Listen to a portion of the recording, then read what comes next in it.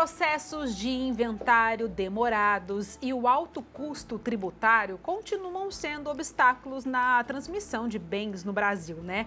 No entanto, uma alternativa para evitar disputas judiciais e algumas burocracias vem ganhando espaço. É o planejamento sucessório. É nesse processo que a doação em vida garante a segurança jurídica do patrimônio, antes mesmo de qualquer eventualidade. Mas como fazer o planejamento sucessório de maneira correta?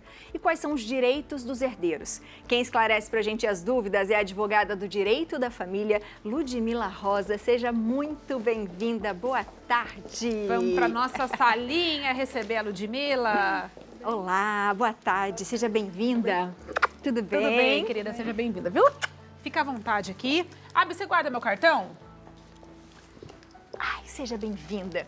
Quando a gente fala de planejamento sucessório, nós estamos dizendo o quê? O que eu posso fazer em vida para deixar tudo organizado? É mais ou menos isso? É mais ou menos isso. O que a gente propõe, né, com o planejamento sucessório é organizar o patrimônio para que quando a pessoa venha a falecer, os filhos, né, que são os herdeiros que a gente fala, não fiquem aí brigando por coisas que são desnecessárias. Então hoje a gente tem essa possibilidade de já pensar algumas formas para organizar essa herança. A gente vai só pegar o microfone aqui, porque eu acho que o seu microfone está dando uma falhinha. Evitar que haja tantas brigas aí ao longo do caminho e que o processo de inventário, como vocês falaram, demore anos aí, porque fica todo mundo brigando. Então, esse é um documento que você faz, você precisa de um advogado, você registra no cartório, você precisa de mais alguma pessoa que te acompanhe. Como que funciona isso? É importante ter um advogado que te auxilie, né? Não é que vai ser um documento que vai ser chamado planejamento sucessório. A gente vai ter algumas ferramentas que a gente pode indicar para a pessoa qual é o melhor caminho. Que nós temos aí o testamento, em que você já determina o que você pretende, o que você imagina que as pessoas façam depois que você falecer. Nós temos a doação em vida, né, que é o mais comum e o mais antigo, que as pessoas já estão mais acostumadas, né, que eles falam assim, gravar vai ficar em usufruto para os meus pais e o bem já é meu. Sim. Né? Temos também a holding familiar, que é construir uma empresa, na verdade, com os bens da família, e só que isso é uma empresa, então tem outros requisitos. E por aí a gente vai ter que analisar cada caso um caso. Não tem como eu falar assim, a fórmula é essa. A gente tem que analisar para cada família vai ter um melhor caminho. Lembrando que quando se faz um testamento, por exemplo, se de repente naquele testamento é um pai, ele esqueceu de um filho ou não quis colocar o nome dele ali, isso cabe depois uma ação? Como é que isso funciona? É direito? Não é direito? É muito interessante a gente falar sobre o testamento, né? As pessoas acham assim que fiz um testamento, está pronto e acabado. E o que eu coloquei ali é lei. E na verdade não, porque o testamento vai ter que seguir as regras que a gente tem no Brasil sobre herança. Então, se eu excluir um filho e deixei aí, vamos imaginar, nós temos um patrimônio de 100 mil reais. 50% desse patrimônio, que equivaleria a 50 mil reais, é a parte que eu posso dispor para qualquer pessoa, que eu posso deixar para quem eu quiser. Os outros 50% eu tenho que deixar para as pessoas que a lei diz que são meus herdeiros. E se eu não faço isso, esse testamento pode ser questionado na justiça e aí a gente vai ter que refazer essa distribuição de bens. Mesmo ele já estando pronto. Mesmo ele estando pronto. Não prevalece a vontade da pessoa. Então, porque o testamento, como ele é um documento que você vai fazer, espero eu, com o auxílio de um advogado, você vai levantar todo o patrimônio que você tem, vai fazer conta, que a gente fala, eu falo muito pro pessoal, a gente faz direito achando que nunca vai fazer conta. Engano, é engano, a gente vai fazer muita conta. E aí você vai fazer, tem um patrimônio total é tanto. Então, você vai falar para a pessoa, para o cliente ou para a pessoa que está te procurando. Tanto desse patrimônio você pode fazer o que você quiser. Pode dar para o seu amigo de infância, para sua madrinha, para outra pessoa, mas os outros 50% são dos seus filhos, por exemplo. Isso pode ser feito de uma forma secreta? Então, tem a possibilidade de um testamento particular, que 3 pessoas assinam como testemunha e daí os herdeiros não sabem, tem o cerrado, tem outras formas. Só que, geralmente, as pessoas escolhem, né, o testamento público, que você vai no cartório, no tabelionato de notas e declara lá a sua vontade. É o mais comum hoje. É porque a gente vê isso nos filmes, né? E os filmes, Fiquei né? pensando exatamente nisso. Naqueles 5 minutos que falta, aparece um testamento milagroso que estava escondido atrás do quadro de vovó. Exatamente. Né? Mas é um pouco mais difícil na vida real. Na vida real é bem difícil. E até porque o testamento privado, que seria esse que ninguém saberia, ele vai ter que ser aberto, registrado e cumprido. O que quer dizer? Vou precisar de um processo para validar ele. Então, vai ter que ser ouvidas as testemunhas que assinaram. Então, tem outros requisitos que não são tão simples assim para falar, ai, tem um testamento guardado e ele vale. Olha, interessante, não é tão simples assim. Boa. Temos perguntas para você, vamos fazer? Vamos. Bota pra gente, diretora, aí na tela. A gente tem aqui, então, do Felipe, que falou, olha, ficou uma dúvida sobre a herança legítima. Minha mãe se casou no regime de separação total de bens, com uma pessoa que já tinha filhos, e somos todos maiores de idade. Caso a minha mãe venha a falecer, o imóvel que está no nome dela, adquirido antes do casamento, precisa ser dividido entre o cônjuge, seu filho e eu, em caso afirmativo. Temos como se preparar, né, para evitar esse tipo de partilha. Olha, bem específico. Essa pergunta parece até de advogado. Gente. Nossa, gente, que Então, coisa. O que acontece quando a gente tem um regime da separação total de bens? Entende-se que não misturam os bens, né? O que é meu, o que é do meu marido é do meu marido. Então, no caso aqui, ela já tinha um imóvel, então é dela. Se ela falecer, teoricamente, porque o direito depende de muita coisa, essa casa que ele está falando vai ser só dos filhos que ela tem. Mas, se o marido dela falar assim, não, mas eu ajudei a pagar a parte das parcelas, mas eu ajudei a reformar e valorizou o imóvel, aí a situação já muda um pouco, ele pode sim vir a concorrer com os herdeiros e pedir parte dessa casa. É claro que precisa ser comprovado isso, Não, tudo né? isso vai ter que ser dentro de um processo, não vai ser porque ele apresentou uma conta que ele pagou. Vai ter que provar que houve esforço comum que a gente fala. Boa. E tem as custas disso tudo também, né? E geralmente vai para a família, como que funciona? Então, quem vai pagar as custas do inventário são os herdeiros, né? E você pode utilizar aqueles bens que foram deixados de herança para fazer o pagamento, mas também às vezes você não consegue levantar esse dinheiro que a gente fala, né? Ir lá sacar o dinheiro imediatamente. Então, algum herdeiro vai adiantando o pagamento e depois os outros vão fazendo o ressarcimento. Mas hoje, se a gente pensar num processo judicial, né? Que é o inventário que o juiz vai decidir. Tem a taxa judiciária, que é um valor que vai depender do tanto que vale a herança. Vai ter o ITCMD, que é o imposto que a gente paga sobre a herança, que é hoje 4%, mas vai mudar. E também... Vai aumentar? Oi? Vai aumentar? Vai aumentar porque a reforma tributária determinou que ele tem que ser progressivo. Então, os estados estão se adequando e a partir de 2027 começa uma alíquota progressiva, né? Por exemplo, assim, a herança até 100 mil vai ser tanto, 2%, vamos supor. Tá. Herança até 200 mil, 3%. Aí vai subindo. Quanto mais dinheiro você deixar ou imóveis você deixar, maior vai ser a alíquota. Eita. Então, aí...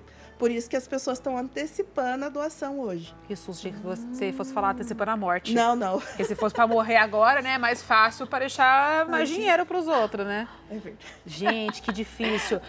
No caso do inventário, eu fiquei com uma dúvida assim, filho único. A mãe ali, enfim, o pai faleceu e só deixou para ele mesmo as coisas, não tem outra pessoa. De qualquer forma, precisa fazer o inventário. O inventário é sempre obrigatório? Não é que ele é sempre obrigatório, mas se você deixou um herdeiro, você precisa fazer. Se você deixou bens e tem alguém que vai ter que receber, não tem a possibilidade de uma coisa ficar sem dono, né? Então, mesmo sendo um filho, a gente vai ter que fazer um inventário. Aí, imagina, ele vai pagar todas as custas sozinho. Sim. Mas ele vai receber toda a graninha sozinho também, né? Vai receber tudo sozinho, né? Não vai ter ninguém pra brigar. Sim. Mais perguntinhas para você, coloca pra gente. O que é... Ah, não, esse aqui a gente já falou. Júlia, São Paulo, boa tarde. É possível um pai doar toda a herança para somente um filho? Somente um filho, não. O queridinho? Não. É aquilo que eu falei, vai ter que calcular o valor total do patrimônio que ele tem. 50% ele pode doar para esse filho que ele gosta mais, tem mais apreço. Os outros 50% tem que ser dividido, se ele tiver mais de um filho, entre os filhos que tem também. Não pode excluir. Então ele pode dar uma parte maior para esse filho. Ele pode, o filho querido pode ficar com uma parte maior, mas não pode ser, os outros não podem ser excluídos. Vale também filho adotivo? A mesma regra? A mesma regra, não há distinção entre filhos biológicos e filhos adotivos no nosso ordenamento jurídico. Legal. Legal Temos isso. mais perguntas para você. Vamos lá, diretora. Agora é o Gabriel, né? É possível modificar um testamento após ser feito? É possível, gente. A qualquer momento você pode modificar seu testamento, até porque as relações mudam, né?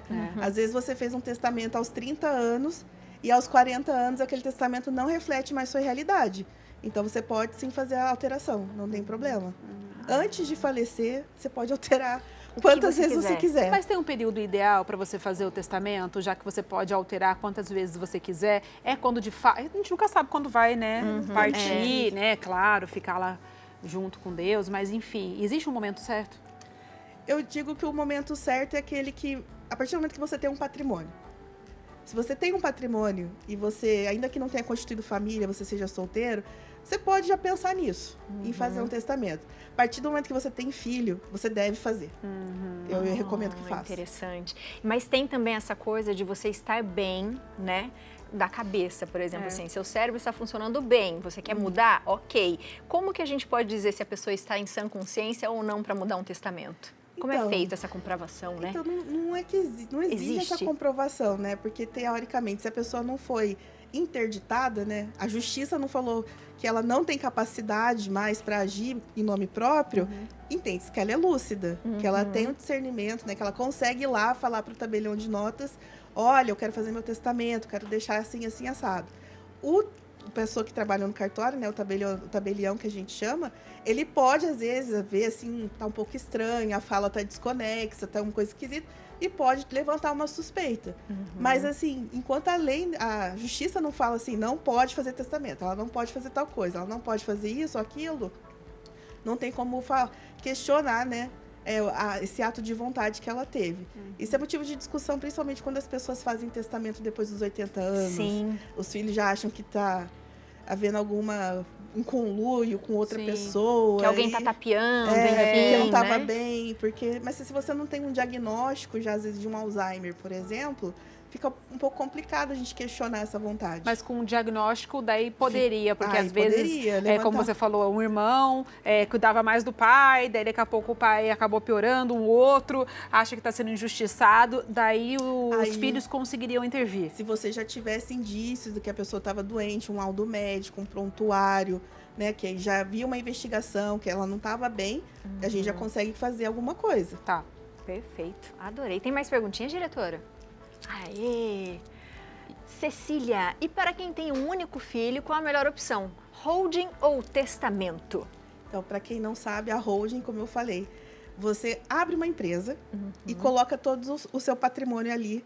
E seu filho, ele é como se ele virasse um sócio. O procedimento é meio burocrático, mas resumidamente é isso. A holding vai ser interessante para quem tem já esse espírito de ser empreendedor, de ter uma empresa, que já tem uma empresa, que já está nessa atividade.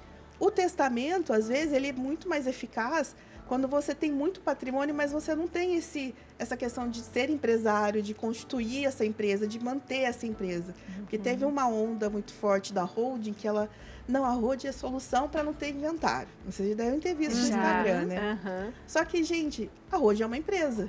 Empresa paga tributo, empresa declara imposto, ela tem todo um aparato que você tem que manter, porque ela é uma empresa. Então, às vezes, você fazer só por fazer não vai funcionar. E vai te dar mais prejuízo, às vezes. É tentar ali, né, ser espertinho, não vai dar certo. Então, e tem que ter. E aí hoje começou a ter esse entendimento do Tribunal de Justiça de São Paulo, que a holding ela tem que ter um propósito. Então, não vou abrir essa empresa, colocar meus bens lá e achar que está tudo certo e não fazer nada. A empresa tem que ter o quê? Lucro. Você não vai ter lucro, você não vai crescer, você não vai ter um planejamento. Então, aí por isso que depende da família, depende do que eles estão buscando e o que eles querem proteger. Não é tão simples assim. Nossa, mas você que já seja uma dinheiro. família que já está envolvida em negócios a vida toda, que o filho já trabalha com aquilo, porque senão tudo que você tem você vai perder. Exatamente. Não é? Resumindo, é mais ou menos isso, né? Mais ou menos isso.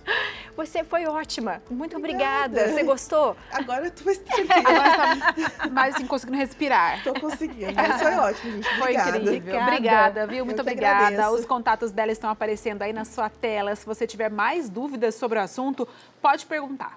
Isso mesmo, viu? Obrigada. obrigada. Beijo, linda. Arrasou. Muito didático, né? Muito